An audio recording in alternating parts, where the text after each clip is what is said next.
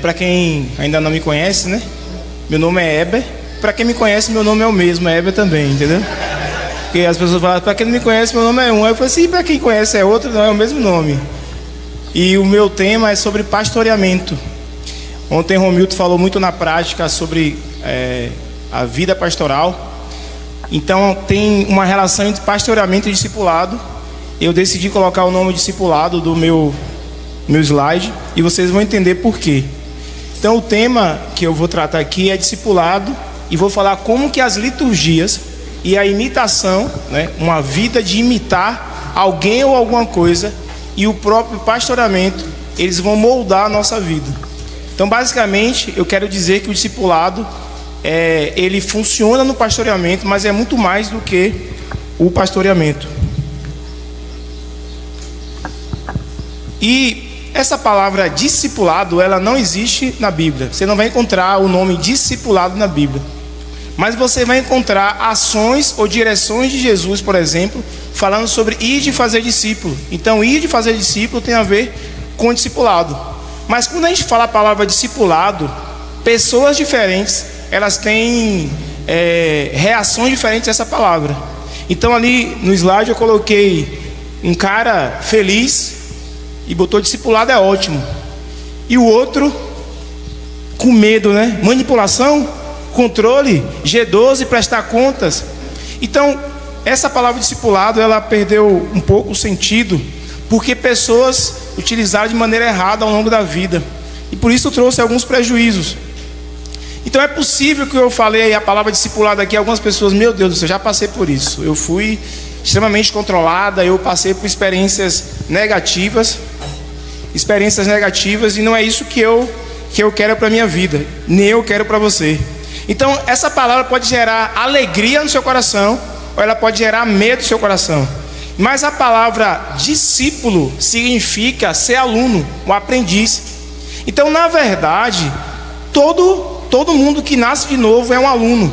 Ele recebe essa justificação, e a santificação é um aprendizado constante até você se tornar a imagem de Cristo. Então o fato dessa palavra discipulado não estar na Bíblia não significa que ela não é bíblica, porque a palavra trindade, ela não está na Bíblia, a palavra, mas existe a trindade na Bíblia. Então eu estou dizendo que não existe, e o fato de não ter essa palavra na Bíblia fez com que homens diferentes interpretassem esse termo de maneira também diferente. E a gente vai fazer tipo um estudo de caso. Estudo de caso é que você pega uma história real ou fictícia para tentar mostrar, no caso aqui, como que essa pessoa deveria ser pastoreada. Então, de um lado, você recebe na sua casa, no sofá da sua casa, duas pessoas, Guilherme e João. Eu não sei porquê, mas esse cara tem cara de Guilherme, esse aqui tem cara de João, e eu botei o contrário, assim. Não é? Tem cara de Guilherme ali, velho, e aqui tem cara de João, mas aqui é Guilherme, entendeu? Mesmo tendo cara de Guilherme esse daqui. Então o Guilherme, ele não administra bem as suas finanças, está devendo para muitas pessoas, o que Diogo falou ontem, a gente vai pegar como base. Ele não dizima, ele não oferta. Na área financeira está esse caos na vida dele. No casamento, Guilherme está brigando com a esposa, e o negócio está tão sério que está liderando a casa de Guilherme e a esposa. O negócio está pegando fogo. Mas aí um outro dia, o pastor recebe lá no sofá da casa dele João, e vocês estão olhando para Guilherme. Guilherme está com a cara de, vamos pegar essa primeira palavra, a primeira letra, o G, para lembrar. Guilherme está grilado, Guilherme está preocupado, descabelado. Chega no sofá do pastor do céu, eu não sei o que eu faço, eu estou atribulado. E ele começa a relatar a história dele. Mas aí, no outro dia, vai lá João com a cara tão de feliz, e ele fala assim: pastor, graças a Deus, estou pagando minhas contas tudo dentro do prazo, né? Eu não estou devendo nada a ninguém. E como é que é a sua vida financeira, João? Rapaz, graças a Deus, sempre dizimando, pastor. Olha, desde o dia que eu me converti, não faltei um dia. Todo mês eu paguei ele ainda usa esse termo, né? Ele não fala da dízimo, ele paguei o dízimo. Eu e minha esposa, a gente tem uma amizade muito boa, pastor. A gente, graças a Deus, consegue viver bem. E existe uma amizade mútua entre a gente. Graças a Deus tá mil maravilhas. E a pergunta que eu faço para você é: como que a gente pode discipular ou pastorear eficazmente essas duas pessoas? Na primeira coisa, quem mais precisa de discipulado aí? João ou Guilherme? Por que João precisa de discipulado?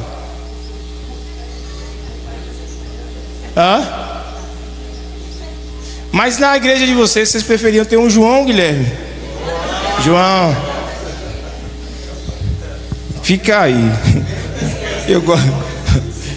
Então, quando a gente vê situações acontecendo aqui, é comum o pastor tentar discipular ou pastorear as ovelhas, ou baseado em comportamento. O que é um pastoreio baseado no comportamento? João é o padrão, e eu vou tentar mudar a vida de Guilherme de tal forma que ele tenha uma vida parecida com a vida de João. Então, o discipulado baseado no comportamento, você quer mudar. O cara tem que ser só um bom dizimista, o cara tem que ser alguém que tem amizade com a esposa. Mas tem outro tipo de discipulado, que é o discipulado na mente. Guilherme, sua vida não está boa, você vai memorizar esse versículo. Todo dia tu vai ler esse versículo e vai ficar memorizando. Como se a lógica e o pensamento, a razão, pudesse mudar a vida da pessoa. Então eu não estou dizendo que o comportamento não deva ser mudado. Eu não estou dizendo que o versículo não é importante. Mas a minha pergunta é: será que somente isso é necessário para haver uma mudança na vida da pessoa? Terceiro tipo de discipulado baseado na prestação de contas. A partir de hoje, Guilherme, tu vai ser Guilherme. Pronto. A partir de hoje, Guilherme. Não é direta não, viu, meu irmão? Tu vai ser Guilherme. E aí Murilo vai colar contigo. Tudo que tu for fazer, Murilo tem uma planilha lá maravilhosa. Quando tu olha a planilha, ele é contador, então ele vai te dar uma planilha. Quando tu preencher essa planilha, tu vai mudar a tua vida financeira na hora, velho. Tem um negócio. Aí é o terceiro tipo de pastoreamento, que é baseado na prestação de contas. Sempre tem alguém para prestar contas. Tem um quarto tipo, que é baseado na manipulação. Eu tento manipular a pessoa de alguma maneira para a pessoa mudar. Então, são meios de pastoreamento, que esses meios que eu falei agora, eles não podem ser um fim em si mesmo. Por quê? Porque a pessoa, ela não é, por essência, razão. Não é o fato dela saber que faz ela mudar. Se não é o saber, o que é então?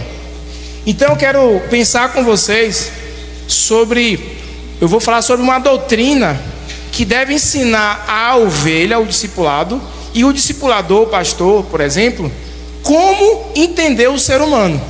Então, o que é essa doutrina que eu quero falar como base para a gente falar sobre pastoreamento? Quando Deus criou o homem, Ele criou o homem segundo a sua imagem e a sua semelhança. O que é que fala em Gênesis? Façamos o homem segundo a nossa imagem, conforme a nossa semelhança. E o homem ali não é somente Adão, mas a humanidade foi feita à imagem de Deus. Então, na criação, no mundo, entre aspas, perfeito, Adão foi feito para ser imagem e semelhança. Esse termo imagem, em hebraico, etc., significa espelhar Deus. O homem foi feito para ser um espelho de Deus.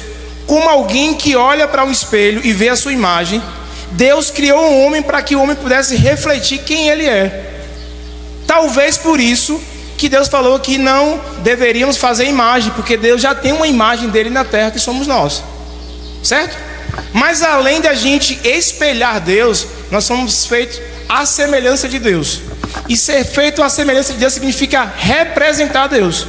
Então na terra Deus criou representantes, que foi o homem. Só que depois de Deus resolver essa questão espiritual, que é o homem precisa ser a minha imagem e semelhança, para isso acontecer, o homem precisa relacionar comigo, ele precisa me amar. E à medida que nós relacionamos com Deus e amamos Deus, nós aprendemos mais sobre o que é ser semelhante a Deus. Ok? Essa é a nossa missão espiritual. Mas antes da queda, Deus viu uma coisa que ele fez que não era boa. Deus fez o mundo, viu que era bom, criou o homem, viu que era bom, mas tem uma coisa ele viu que não era bom. Não é bom que o homem esteja só. Deus coloca ali uma segunda missão. Qual é a segunda missão do homem? Ele não pode viver sozinho. Ele precisa relacionar com o próximo. Ele precisa amar o próximo. Daí vem os dois grandes mandamentos: amar a Deus acima de todas as coisas e o próximo como a ti mesmo. Depois que Deus deu essas duas missões, espiritual e social, vem a terceira missão, que é a missão de homem e mulher liderarem sobre a criação e sobre a cultura. Vocês vão dominar sobre isso. Isso é o mundo perfeito, o mundo da criação. Mas o que acontece? Quando Adão e Eva pecam, o que é que acontece ali? A imagem de Deus, que era homem e a mulher, e nós somos, ela foi quebrada. Então pensa num espelho quebrado, rachado. Nós refletimos Deus? Sim. Mas nós não refletimos Deus como deveríamos refletir. Nós somos um espelho quebrado. O homem natural nasceu, é um espelho quebrado. E o fato de o homem ser um espelho quebrado, ele está se distanciando de Deus. Quando o homem se distancia de Deus, ele não sabe mais relacionar com o próximo. Ele não sabe relacionar com o próximo e ele não sabe mais relacionar com as coisas. A ponto de, por exemplo, o dinheiro que ele deveria dominar, domina sobre ele. Para você ver o nível de loucura que um ser humano pode chegar sem Deus. Quem já viu aqui um cara que não acredita em Deus, ele é ateu. Então ele já distanciou de Deus profundamente. E aí ele é capaz de acreditar que, assim, tem que fazer aborto mesmo. Eu sou a favor do aborto. Ele não está amando o próximo que já nasceu. Mas aí ele abraça uma árvore no meio da praça e fala assim: ninguém pode cortar essa árvore. Que loucura! O cara abraça uma árvore porque diz que não, ele é defensor de que não pode cortar a árvore, a criação. Ele adora a criação. Ele manda matar os bebês ali, o feto, e ele não reconhece que Deus é. Esse é o estado do homem distante de Deus. Então qual é o papel do pastor? Se o pastor pegar Guilherme e ficar o tempo todo tentando resolver o problema de relação de Guilherme com a criação de Deus, ele vai passar a vida dele toda. O problema de Guilherme é que ele não ama a Deus acima de todas as coisas. O problema de Guilherme é que ele não sabe relacionar bem com Deus. Que se ele ama a Deus, ele vai amar o próximo. E se ele ama o próximo, ele vai dominar sobre as coisas. Então o problema de Guilherme com o dinheiro é porque a criação de Deus, a cultura que ele deveria dominar, está dominando sobre ele. Esse é o problema. E o caso é tão grave que ele é capaz de pegar um dinheiro emprestado na mão da pessoa, não paga e não está preocupado com o próximo. Aí o que é que os pastores ficam preocupados? Rapaz, eu preciso resolver, tem uma planilha ali que vai ajudar Guilherme. Mas o problema de Guilherme, meu irmão, tu vai no problema do financeiro, do casamento, do trabalho, tu vai gastar a tua vida toda tentando emendar a vida de Guilherme. Porque Guilherme está cheio de problemas, mas sempre ele vai refletir problemas. Por quê? Porque ele precisa aprender, ele precisa voltar a relacionar com Deus. Então o nosso papel é levar a pessoa ao ponto principal. Por quê? Porque se o ponto é só mudar comportamento, João está maravilhoso. Mas deixa eu te falar, e se eu te disser que João e Guilherme são exemplos dos dois filhos pródigos? Os dois filhos pródigos tinham um problema com dinheiro. O filho mais novo falou assim: pai, divide a herança aí, porque pegar a herança é logo matar o pai, né? Me dá o dinheiro aí que eu vou curtir minha vida. Esse tipo de gente, a gente olha assim: como é que pode fazer isso com o pai? O cara era o filho mais novo, o filho mais velho geralmente tinha direito a mais recurso, né, na herança. Ele pega, gasta dinheiro com prostituta. Esse tipo de gente, a gente fica abismado. Como é que faz isso? Mas o filho mais velho também tinha problema com dinheiro. Que quando o filho mais novo volta e o pai faz uma festa, o que é que o coração dele? Ele também estava de olho no dinheiro do pai. Pai, eu estava aqui o tempo todo contigo, o senhor não fez uma festa, pegou o dinheiro que era meu. Porque se o filho pegou a parte dele e fez a festa? Mas se o filho não tivesse voltado, ele nunca ia revelar o problema no coração dele. Então, irmãos, às vezes a gente acha que o problema é só o filho que saiu, e não é. Mas qual é a solução que nós precisamos ensinar e pastorear? Qual é a doutrina que a gente precisa ensinar? É que Cristo, ele não foi feito à imagem de Deus. Cristo é a imagem exata de Deus. Ele é a expressão exata de quem Deus é. Então, se precisava existir alguém que pudesse representar Deus, foi Cristo. Então, Cristo dominou sobre tudo. O vento obedecia a Ele, o mar obedecia a Ele, Ele dominou sobre a criação. Jesus soube lidar com o próximo, Ele tinha compaixão das pessoas que estavam próximas a Ele, sentia compaixão. E Ele sabia relacionar com o Pai, Ele retirava, ia para um monte, orava, e só fazia aquilo que viu o Pai fazendo. Agora, qual é o nosso papel? Ensinar as pessoas que elas foram unidas a Cristo, meu querido. Nós, quando nascemos de novo, nós somos unidos a Cristo. O que Cristo fez, respinga em nós. A obra de Cristo chegou para nós por intermédio dele mesmo. Então, nosso papel é ajudar a pessoa a chegar à imagem de Cristo. Por quê? Porque às vezes esse João, que dá o dízimo, dá o 10%, ele gasta o 90% de maneira errada. Então, a nossa luta é para tentar fazer o mínimo. E aí eu quero mostrar que o discipulado é muito maior que isso. O pastor não pode estar focado apenas no discipulado, centrado no comportamento. Então, se essa é a doutrina, então vamos pensar no conceito de discipulado. Então, discipulado é um termo, uma palavra que tem dois significados, chamado de homonímia. Então, pensa comigo. A palavra manga tem dois significados. É a mesma palavra que tem dois significados. Manga pode ser uma fruta e manga pode ser uma manga de camisa. De pasto? Ó. Não conhecia. Por isso que é bom falar com fazendeira, tá vendo? Manga larga, olha aí. Rapaz, aqui também é cultura, viu? Mas eu quero chegar à conclusão de que ninguém vai comer uma manga de camisa achando que é uma fruta. E ninguém vai costurar uma manga achando que é uma manga de camisa. Então é uma palavra que tem dois significados. Elas são diferentes. Não só as coisas são diferentes, como o próprio significado não tem como a pessoa atrapalhar. Mas discipulado tem dois significados, mas os significados são parecidos. Por isso que as pessoas acabam se atrapalhando. E quais são os significados? Conceito 1. Então, discipulado é o ato de seguir a Jesus, o ato de imitar Jesus. Então, primeira coisa que a gente precisa entender é: nós estamos pastoreando as pessoas, mas existe um pastoreio um discipulado que já acontece quando a pessoa se converte. Qual é o objetivo de uma pessoa que nasceu de novo? Ela precisa seguir a Cristo. Ela precisa imitar Cristo.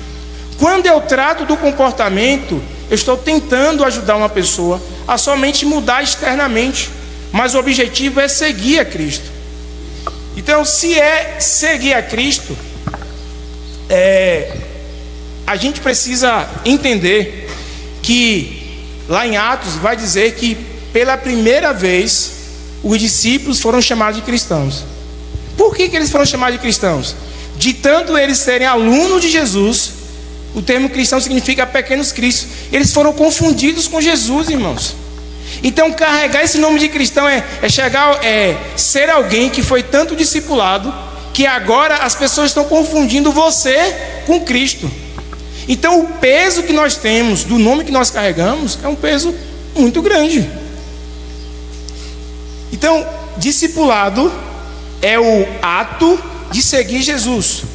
Então, por exemplo, esse livro de Bonhoeffer, Discipulado, ele vai falar sobre o que é discipulado nessa perspectiva, que é como a graça, como a vida cristã, como nós devemos seguir a Cristo. Então esse é o primeiro conceito.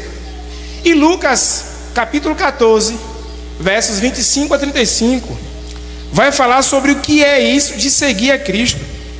Então quero ler com você alguns trechos de Lucas 14. E não existe pastoreio, não existe o discipulado número 2, que eu vou falar, se a gente não entender o que é esse discipulado número 1. Entenderam? Não tem como a gente passar para um pastoreio se a pessoa não entender o que é o discipulado número 1, que eu vou falar agora. Lucas 14, versículo 25, e aí eu vou vendo até onde eu leio. Uma grande multidão seguia Jesus, que se voltou para ele e disse. Então quem estava seguindo Jesus foi quem? E aí ele se voltou para a multidão e disse: se alguém que me segue amar pai e mãe, esposa e filhos, irmãos e irmãs, e até mesmo a própria vida, mais que a mim, não pode ser meu discípulo. Então eu quero confrontar você nessa manhã. Ou você muda o seu pensamento sobre o discipulado, ou você abandona a religião que você decidiu seguir. Porque ele está dizendo que se você ama pai e mãe mais do que a ele está dizendo: você não pode ser meu discípulo. Então, se você tem um amor por pai e mãe mais do que a Jesus, você precisa rever se você é um seguidor de Jesus. E não só isso, ele vai falar assim, ó, gente, quando uma pessoa vai construir alguma coisa, ela vai fazer contas. Faça contas se você realmente quer seguir a Cristo. O que é que mais ele fala? Ele vai dizer que 27. E se não tomar sua cruz e me seguir, não pode ser meu discípulo. 33. Da mesma forma, ninguém pode se tornar meu discípulo sem abrir mão de 80% que possui. Não pode abrir mão de tudo. O problema é que a gente está achando que o cara que dá o dízimo é o top, que só está o cara que consegue viver bem com a esposa. Às vezes o cara que vive bem com a esposa, ele ama tanto a esposa que a esposa se tornou um ídolo para ele. E é um ídolo tão grande que ele não quer abrir a casa dele, sabe por quê? Porque vai dar trabalho, ele está centrado em si mesmo. Então às vezes só há pastoreio quando as pessoas estão quebradas. Mas às vezes o Joãozinho que está lá, gente boa, o João Joia, ele é o pior, porque o cara que está lá devendo, ele já sabe do estado que ele está. E vou falar uma coisa para você. Quando uma pessoa sai do universo da prostituição, se converte, se desvia, ela vai voltar possivelmente para a prostituição. Agora pensa aí, um filho de crente que foi moralmente ensinado a vida toda, se converte, quando ele se desvia, você nem vê mudança. Ele já está desviado na igreja. Ele voltou para o moralismo e você está achando que cara. Não! O coração dele não tem alegria na hora da oração, não tem alegria em servir. Ele só tem uma obrigação, acha que ele é um funcionário de Deus. Não há alegria, não há prazer, não há deleite. Então, a vida cristã não é resultado do comportamento que as pessoas têm, mas de uma paixão, de um amor que está latente no seu coração, irmãos. E por que isso é importante? Porque a gente olha para a nossa realidade de igreja e geralmente os problemas não são o Guilhermes. São muitos Joões que tem na nossa igreja que se acham muita coisa, mas ele está perdido. Ele só precisa saber que está perdido. E eu gostaria que ele fosse como o Guilherme, porque Guilherme olha no espelho e fala assim: cara, eu estou todo acabado. João está achando que ele é o cara. Ele é o cara. Então, se a gente não entender a base desse discipulado, que é seguir Jesus, exige um certo tipo de amor, irmão. Não é amar do seu jeito, é amar do jeito dele. Seguir a Jesus requer um certo tipo de sofrimento, é cruz. Seguir a Jesus requer um certo tipo de desapego, é tudo.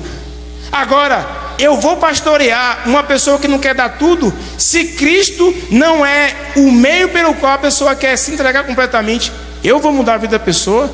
Vou não. Eu não.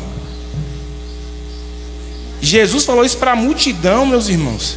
Não foi para as pessoas que estavam na igreja.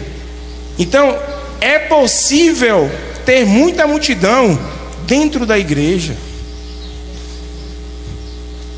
E aí, se a pessoa não tem esse padrão, não tem essa paixão, não sou eu que vou mudar a vida da pessoa. Eu vou tentar inflamar o coração dela. Eu vou tentar, pelo menos o pastoreio, fazer com que ela nasça de novo. Porque ela está tentando dar os 10% e achar que ela faz os 90%. Às vezes Deus quer os 100% naquele mês e ela não quer entregar. Não, porque eu já dou o meu 10%. É isso que é o Evangelho? Isso que é seguir Jesus? Não é o que é seguir Jesus. Diante disso, Aí vem o discipulado número 2. É o ato de ajudar alguém a seguir a Jesus. Então, se a pessoa não tem o discipulado número 1 como algo do coração, eu não tenho como ajudar o número 2. Então, o que é que um irmão faz? O que é que um discipulador faz? O que é que um pastor faz? Ajudar a pessoa a fazer o que o conceito número 1 diz: seguir a Jesus. Não é que ele seja parecido comigo. Deus me livre de ser parecido comigo no sentido humano de quem eu sou. Ele precisa ser parecido com Cristo. Então, esse discipulado número 2, que tem a ver, eu posso dizer que em partes ele é sinônimo de pastoreamento. Mas não dá para falar sobre pastoreamento, discipulado número 2, se a pessoa não entender o que é discipulado número 1. E às vezes os pastores ficam conselheiros, amigos, tentando resolver os problemas comportamentais das pessoas. Transforma Guilherme em João, e aí a igreja fica cheia de João. Não, gente, não é isso. E aí eu quero te falar que na parábola dos filhos pródigos, o mais novo pelo menos voltou, mas lá não fala que o mais velho voltou, não. Então às vezes, eu vou falar uma coisa assim, é coisa só minha, tá? Eu gosto que chegue mais gente quebrada na igreja do que gente que já tem tudo muito pronto, tudo certo, já sabe de tudo. Assim, isso não é legal. E aí esse livro discipulado vai falar sobre o que é discipulado. Esse discipulado que é o ato de ajudar alguém a seguir a Jesus. Até aí tudo tranquilo? Se discipulado não é voltado para o comportamento, se discipulado não é memorização de versículo, se memorizar versículo resolvesse, a pessoa ia ser o que ela memorizou. Eu amo Jesus, eu amo Jesus, eu amo Jesus. 3 dias depois, eu já amo Jesus. Não. Discipulado não tem a ver com comportamento, não tem a ver com a mente apenas, mas tem a ver com o coração. Então eu quero te falar nesta manhã que você não é o que você pensa, você não é o que a Bíblia simplesmente escreveu, você é o que você ama. Então o que a gente precisa pastorear é o coração da pessoa. Então vou falar para você algumas coisas. João capítulo 1 vai dizer que 2 discípulos de João Batista, eles saíram do discipulado de João Batista e foram seguir Jesus. A pergunta de Jesus não foi: o que vocês conhecem? O que vocês sabem? Jesus perguntou: o que vocês desejam? Quando Jesus perguntou a Pedro: Pedro, o quanto que tu aprendeu do que eu falei? Pedro, tu me amas? A pergunta do discipulado não é o quanto que a pessoa sabe, no quanto que a pessoa se tornou, mas o quanto você ama Jesus. Então, se a gente não levar a pessoa a voltar a amar a Jesus, a refletir Deus, ela vai ter problema com as pessoas e com o dinheiro a vida toda. Então a minha pergunta é: lendo a Bíblia, está lendo a Bíblia? Está orando ao Senhor? Está buscando o Senhor? Ou seja, você está crescendo em se tornar parecido com Jesus? Porque do contrário, tu vai morrer só resolvendo os problemas das pessoas. Então a pergunta de Jesus foi essa. Provérbios vai dizer que de tudo que a gente deve guardar o quê? No coração. Então a gente está pastoreando o coração. Eu não quero saber só se a pessoa está fazendo tudo certo. Ali pode ser algo inicial, pode, mas eu quero saber como está o coração dele. Então o cara está, fazendo tudo certinho, mas na hora da oração não existe uma reação, uma responsividade, não existe uma alegria. Tem alguma coisa errada aí, dia após dia. Então, James K. Smith, no livro Você é Aquilo que Ama, ele vai dizer o seguinte: o cerne da pessoa não está localizado na região da cabeça, no intelecto, mas nas regiões viscerais do coração. O discipulado é para moldar o seu coração, para lembrar você que você ama alguém. Entende? O objetivo do discipulado é justamente esse: levar a pessoa a amar profundamente. Então o discipulado é fazer com que a pessoa ame, anseie e deseje ardentemente algo. Todo mundo ama algo ou alguém acima de todas as coisas. A gente só precisa levar essa pessoa a amar a Deus. Se não ama a Deus, está amando alguma outra coisa. Então nosso papel é ajudar a pessoa a amar a Deus acima de tudo. Você já percebeu que algumas pessoas estão no culto domingo, ouvindo a pregação, e aí a pregação mexe na mente dela, ela fala assim, é isso mesmo que eu quero. No outro dia, ela está toda animada, na terça-feira ela já não consegue mais colocar em prática. Por quê? Porque ela recebeu informação, mas o coração dela ainda está amando outras coisas. E ela pode achar que ama Deus, mas na verdade ela está amando outras coisas. Então, eu não estou dizendo que a razão não é importante. Eu não estou dizendo que não é importante que a pessoa pense, que a pessoa receba instrução. Mas a instrução não pode ficar aqui. Não é um pensamento, não é o que aquele filósofo Descartes falou, pensa logo existe. Não, você não é fruto do que você pensa, você é fruto do que você ama. E o nosso papel é ajudar a pessoa a amar a Deus. Então na minha geração eu vejo muita gente, sabe, muitos casais maravilhosos, mas vivem para si. E eu cheguei à conclusão de que não basta ficar só olhando essas questões exteriores. E aí, para a gente ter um pouco do que Paulo falou, Paulo vai dizer que aqui em Filipenses 1:9 até o 11, ele orava para que o amor da igreja de Filipos crescesse, para que gerasse conhecimento. Olha o que ele vai dizer: que o vosso amor cresça mais e mais. O que é para crescer? O amor. Em ciência e em todo conhecimento, para que aproveis as coisas excelentes, para que sejais sinceros e sem escândalo algum até o dia de Cristo. Ele está dizendo assim: você ama, depois você conhece.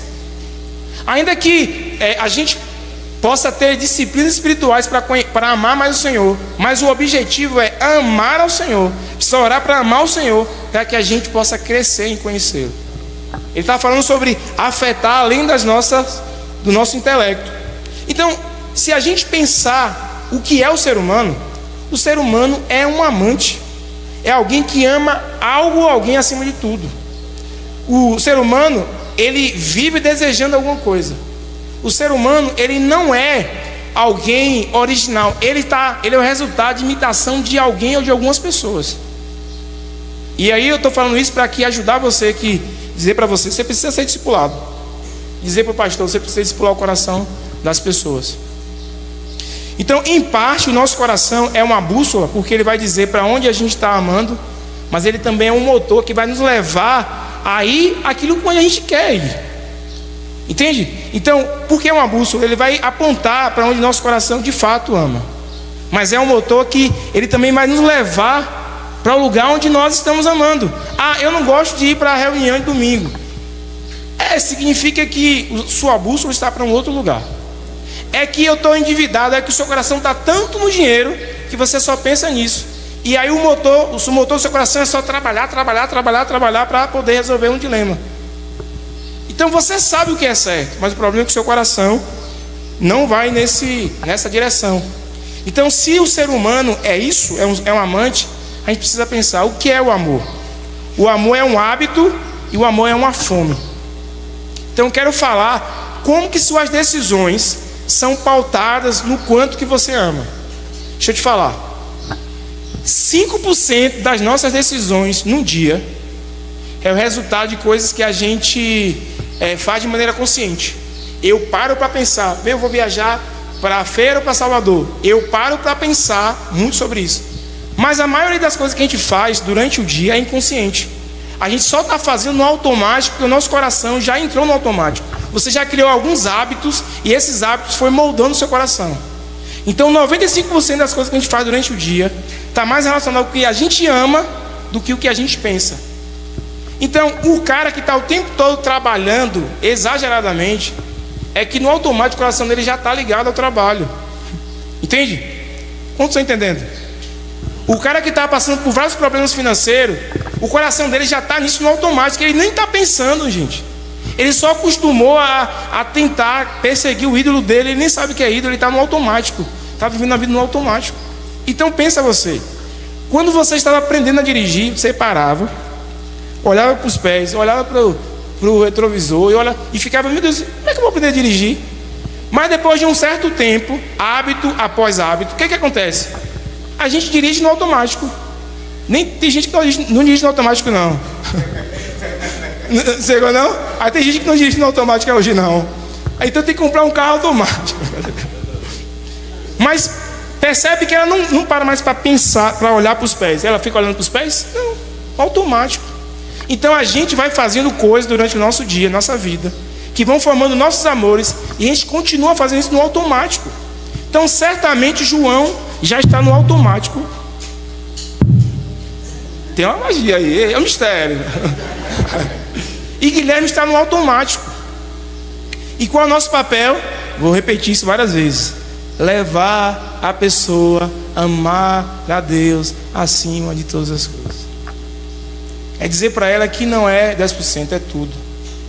Irmãos, o Evangelho não é uma religião, o cristianismo não é uma religião que a gente inventou. Não existe um cristianismo do nosso jeito. Existe o cristianismo do jeito de Deus. Então, só para você ter uma ideia, e aí eu vou entrar em coisas práticas. Quando uma pessoa está diante de um produto que ela... Vamos pensar que o cara gosta de tecnologia, gosta de iPhone. Quando ela está diante do iPhone, a parte do cérebro dela que é acionada é a mesma parte do cérebro que alguém está no momento de adoração, adorando a Deus. Então eu quero dizer que às vezes a pessoa está tão envolvida com o trabalho, com ganhar dinheiro, que aquilo está trazendo um alívio, trazendo um tipo de refrigério que Deus deveria liberar para ela. Então ela está de fato adorando a outras coisas. Então não é só o fato de o homem ser pecador, mas eu quero mostrar que como as rotinas elas acabam moldando a vida das pessoas. Então vamos pensar que Guilherme e João têm uma rotina de ir para o trabalho todos os dias.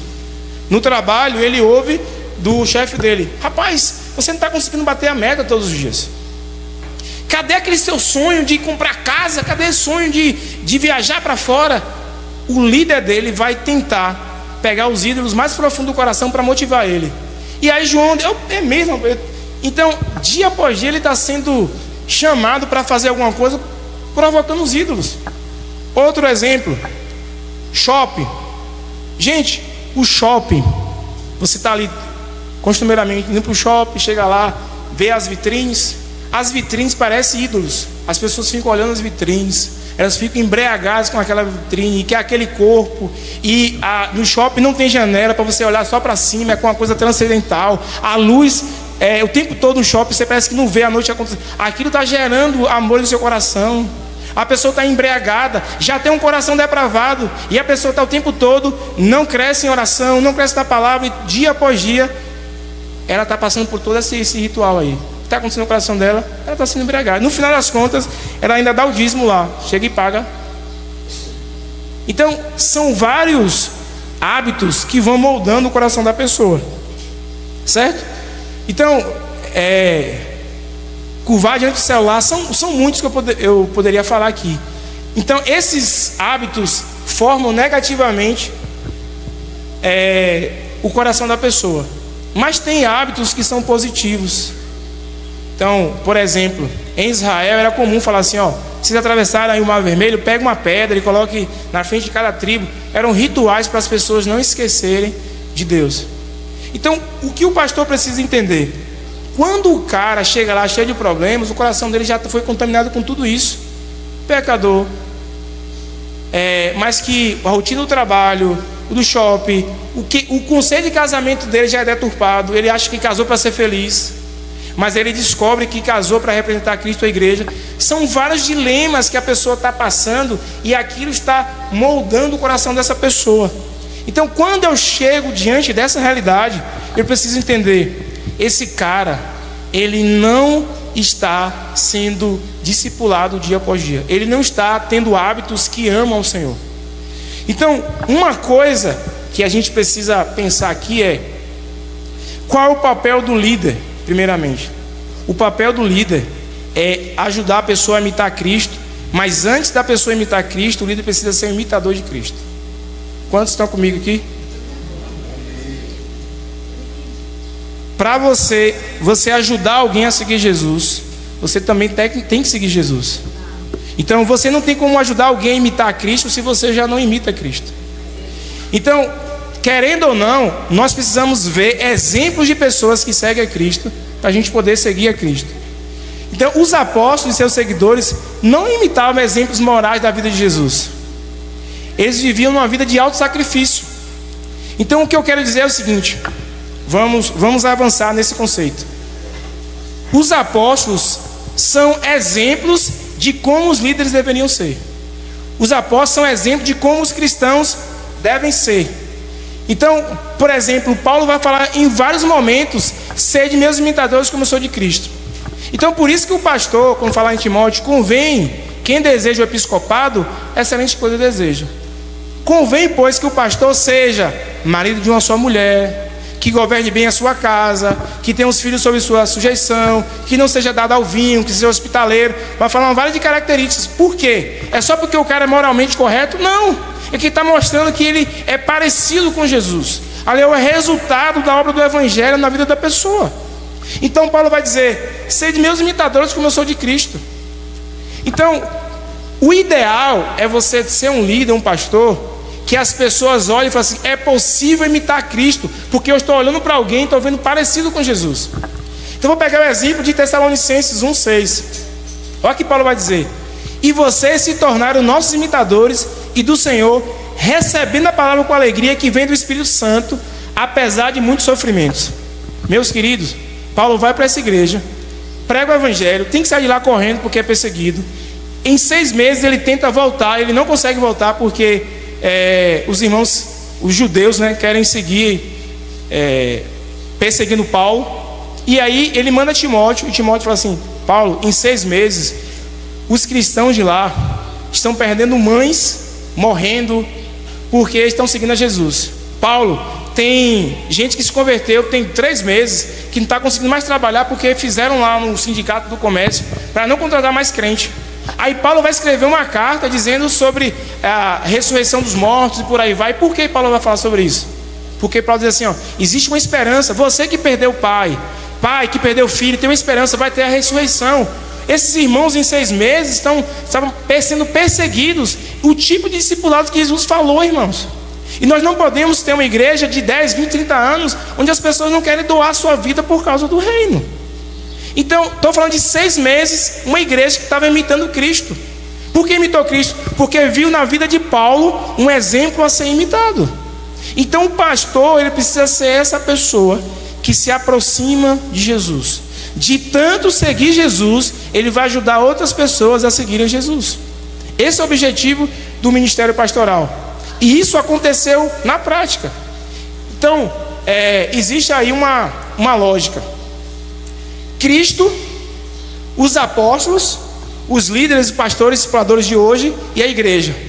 A minha pergunta é: às vezes os pastores reclamam das ovelhas, mas minha pergunta é: será que está escrito em Hebreus 13:7? A gente pode pegar como exemplo do tipo: lembre-se dos seus líderes, os quais pregaram a palavra de Deus a vocês, e considerando atentamente o fim da vida deles, imitem a fé que tiveram. Então, além de você ter um comportamento, qualidades de um cristão, você tem uma fé que as pessoas querem imitar. Existe tipo assim, imagine uma pessoa que saiu de uma família que o casamento era terrível, se converte, não quer casar, mas ela começa a ser pastoreada por alguém, fala assim: cara, é possível ter um casamento diferente do que meus pais tiveram, porque eu, na casa de fulano e ciclano, eles são pecadores, mas eles conseguem viver parecido com Jesus. É alguém que olha para a prática, que estava desesperançoso em casar, mas quando olhou para a líder, falou assim: é possível, eu sei que eles têm problemas, mas eles conseguem resolver, é possível casar. E aí o líder fala assim: isso é obra de Cristo. Percebe? Então é um nível de imitação. Por quê? Porque, gente, sempre as pessoas estão imitando alguém. Toda propaganda, você vai ver alguém de referência. Um jogador de futebol que faz propaganda de barbeador, e as pessoas compram o barbeador porque é aquele cara que é uma referência. Se os pastores não forem referência, alguém vai ser referência para a igreja. Se a gente não consegue ser referência para os nossos filhos, alguém vai ser referência para os nossos filhos. Eles não são originais, eles imitam alguém. Então o que deveria? Cristo é o exemplo, os apóstolos imitaram, eu estou imitando os apóstolos e eu quero que mais pessoas sejam parecidas com Cristo. Por quê? Porque eu sou parecido com Cristo. Eu já falei sobre isso. Então, Jonas Madureira fala uma frase que eu acho maravilhosa. O discipulado começa com admiração por Cristo. Então a pessoa que você está discipulando admira Cristo e se transforma na imitação diária de Cristo, a ponto de sermos admirados por outras pessoas, não obviamente por quem somos, mas por quem imitamos Cristo. As pessoas precisam ver Cristo perto, assim, tipo, cara, como foi Jesus? Quando eu olho para Vanderlei, eu estou vendo Jesus. Sabe? Eu sei como era Jesus, porque eu olho para o meu líder e vejo ele parecido com Jesus. É um nível que vai crescendo. E aí, se eu permitir que o Evangelho entrasse no meu coração, me tornasse parecido com Cristo, eu vou saber ensinar as pessoas a como se tornar parecido com Cristo. Se eu não sei fazer isso, se eu não sou essa pessoa, eu vou só ajudar no comportamento. Resolve isso aqui. Tem uma planilha ali mágica que resolve os teus dilemas. Então, como fazer um diagnóstico e discipular o coração? E aí está claro que não existe a possibilidade de ajudar alguém a seguir Jesus se o discipulador, o pastor, não segue Jesus de fato. Então, como acontece o discipulado no coração, irmãos? Então, alguns exemplos práticos. Existe o dom pastoral, existe o ministério ou um pastor que ele é ordenado, reconhecido. O papel do pastor, que tem um ministério que ele está lá no presbitério, a graça dele é ensinar a igreja a todo mundo ter um pouquinho do pastoral. A maior função do pastor é o cara que está o tempo todo recebendo pessoas na casa, que ensina a ter relacionamento, ensina a ter amizade, que querendo ou não, a igreja vai ter um pouquinho disso. Então ele passa para 3, os irmãos vão crescendo, esses irmãos podem se tornar líderes, vão passando para outros, mas o papel do pastor é ser o homem de confiança. Alguém que sabe ouvir dilemas, alguém que sabe aplicar o evangelho, alguém que sabe dizer assim, cara, você precisa orar mais. O que você falou está realmente escrito na palavra de Deus? Você continua amando o Senhor como você amava antes? Você vai ensinando a pessoa. E aí essa pessoa começa a aprender o que é relacionamento, porque o pastor é responsável por isso. Ela vai aprender a desenvolver amizade na igreja. E a igreja, o discipulado não acontece somente com o pastor. Existe o pastor que faz parte do governo, do presbitério, mas tem os pastores das casas. E aí eu posso pastorear minha esposa de tal forma que minha esposa é pastoreada e agora ela também tem uma graça pastoral. Então é possível uma pessoa ter o dom pastoral e ela não ser do presbitério. Existe a diferença entre o ofício do pastor e o dom do pastor. Então as mulheres podem pastorear sim. Elas não podem fazer parte do governo da igreja. Elas não podem fazer parte da liderança da igreja. Assim, eu entendo. Mas ela pode e deve pastorear.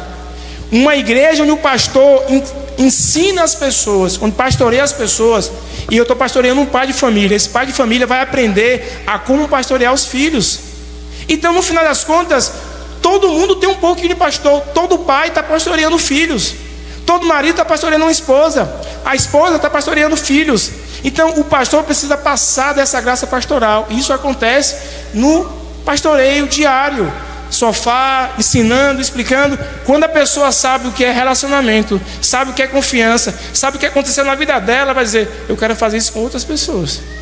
Então o pastoreamento, no sentido prático, ele existe. Uma amizade é um tipo de pastoreamento, que a gente está cuidando um do outro. Então o objetivo de quem ensina é o quê? É que as pessoas aprendam um pouquinho mais do que elas aprendiam, do que elas sabiam. A pessoa tem um pouquinho de mestre. O objetivo do pastor é que as pessoas tenham um pouco mais de relacionamento, um pouco mais do pastoral no coração delas. E aí eu quero falar de uma outra coisa, que é qual é a tarefa do pastor. Paulo, no capítulo 20 de Atos, Paulo estava em Éfeso, pregou o evangelho ali, surgiu uma igreja, surgiu líderes. Paulo viajou E ele tinha que ir para Jerusalém o quanto antes, que ele queria chegar a tempo da festa de Pentecostes. E Paulo falou assim: eu preciso ter uma reunião com os presbíteros de Éfeso. Eu preciso ter uma conversa com os presbíteros de Éfeso. Só que eu não posso ir lá. Paulo manda esses irmãos saindo de Éfeso e ir para Mileto, 73 quilômetros. E Paulo vai conversar com esses presbíteros. E ele vai dizer o que para esses presbíteros? Eu não deixei de anunciar a vocês todo o conselho do Senhor. Eu preguei todo o conselho de Deus, fiz isso com muitas lágrimas. Mas eu quero falar uma coisa para vocês: quando eu sair de lá, vai entrar lobos, falsos profetas no meio de vocês. Portanto, eu quero que vocês se atentem a duas coisas. Irmãos, o livro de Atos vai falar que Paulo chamou esses presbíteros. Eles saíram 73 quilômetros de viagem para encontrar com Paulo. Paulo falou assim: vocês não vão mais ver meu rosto. Eu não sei o que vai acontecer, mas eu estou sendo impelido pelo Espírito, que muito sofrimento e perseguição vai acontecer na minha vida. Mas eu preciso deixar com vocês duas instruções: cuidem uns dos outros e cuidem do rebanho. Essa palavra de Paulo está viva hoje ainda. E por que, irmãos? Pastores, vocês não vão conseguir pastorear as ovelhas se vocês não forem pastoreados. Governo plural não é uma carteirada para dizer assim: lá na minha igreja tem 3 pastores, vocês se pastoreiam mutuamente. Pastor que não é pastoreado não deveria pastorear a ovelha. Por quê? Porque certamente, se ele não está sendo pastoreado, ele não está mais tão parecido com Jesus como deveria. Ele já não está fazendo tão bem a igreja. Por quê? Porque ele está doente. Pastor também é ovelha. Então o chamado é: se a gente não cuidar um do outro no presbitério, no plural, no pastoreio, nós vamos ficar doentes. Nós não vamos se tornar parecidos com Jesus, e nós não vamos ser um exemplo de fé para os fiéis. Então, se Paulo estivesse aqui hoje, tipo assim, é a mesma urgência. Estava dizendo assim: Éber, cuidem uns dos outros, não seja falso, seja sincero. Se não estiver bem, fale para Erivelto, fale para Pedro. Vocês não podem fazer, sabe, fazendo de conta. Não pode. Cuidar uns dos outros. Essa foi a primeira palavra que Paulo falou. Depois, cuide do rebanho. Eu olho para a internet hoje, os pastores estão adoecendo, os pastores estão adulterando, os pecados estão vindo à tona, e a gente não pode achar que isso não pode acontecer conosco. Pode acontecer e vai acontecer se a gente não for pastoreado um pelo outro, meu querido. Não tem como ensinar a igreja uma coisa se a gente não vive isso. Então assim, nós temos uma área cega, que é o outro que vai olhar e dizer assim: cara, você não está bem. Você não está bem. Nós deveríamos estar atormentados. Deveríamos estar com muito temor diante do que está acontecendo aí no mundo. E a gente, sabe, porque a gente reúne nas casas, a gente tem muita ideia, muito conhecimento. Mas você está fazendo o básico, prestando conta da sua vida para o outro pastor? Pastores que não pastoreiam o outro porque não quer ser sincero, não quer ser verdadeiro, nós vamos prestar contas a Deus. Prestar contas a Deus. Hebreus fala que nós vamos prestar contas da alma de cada um. A igreja pode não estar indo bem porque eu não estou bem. Tem que gerar temor no nosso coração. Eu não posso chegar diante do Senhor e dizer assim: sei lá, Deus, eu não... Irmãos, desista, mas não brinca com a alma das pessoas. Depois ele vai falar: cuida do rebanho. E cuidar do rebanho, vou falar uma coisa para vocês, não é fácil. Cuidar do rebanho, irmãos, tem dor, tem choro, tem desespero. Tem um lugar que os líderes estão, que vocês não sabem quão doloroso é. E minha fala para vocês, ovelha: gente, ajudem os pastores, como fala em Hebreus 13:17, para que eles possam pastorear a alma de vocês com alegria. Não sejam pesados para os pastores de vocês, meus queridos. Existe um lugar no ministério pastoral, pessoas estão sucumbindo. Não sejam pesados para os pastores. Não dê trabalho, aceita um pastoreio. Ou você muda a sua atitude, ou mude de religião. Não tem como. O pastor tem uma obrigação diante de Deus, que é cuidar da sua alma. Não seja pesado, não seja libertino. É sério. Paulo disse que fez isso com muita dor e sofrimento. Não pense que isso é diferente. Certamente os pastores de vocês também choram. Então assim, vai ficar anos e anos ouvindo sobre isso, mas a pergunta é: o quanto vocês estão fazendo para cooperar com isso? Então o meu papel nessa manhã é atingir o coração de vocês. Pastor é ovelha, meu querido. Pastor tem esposa, pastor tem filhos, pastor sente dor, pastor tem feridas, tem tristezas.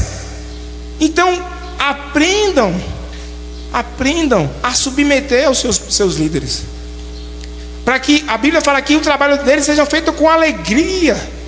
Com alegria. Vocês não sabem o que está acontecendo com os pastores, vocês não sabem o que está acontecendo. Então nós deveríamos, irmãos, chorar.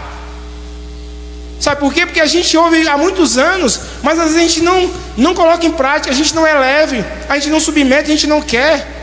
A gente gasta o tempo dos pastores, a gente engana, a gente mente. Então tem advertência para os líderes, mas tem advertência também para as ovelhas.